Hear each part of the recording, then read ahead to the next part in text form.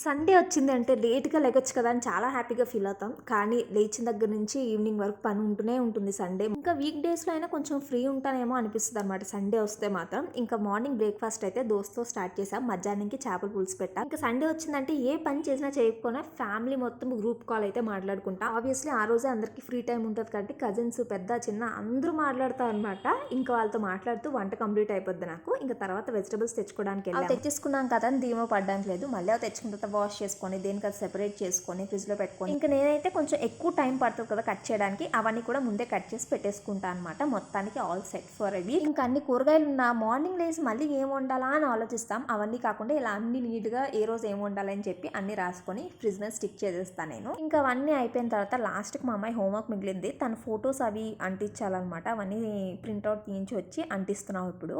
మొత్తానికి ఇలా సండే అయితే బిజీగా అయిపోద్ది. మీ సండే ఎలా గడిపారు అంది కమెంట్ చేయండి.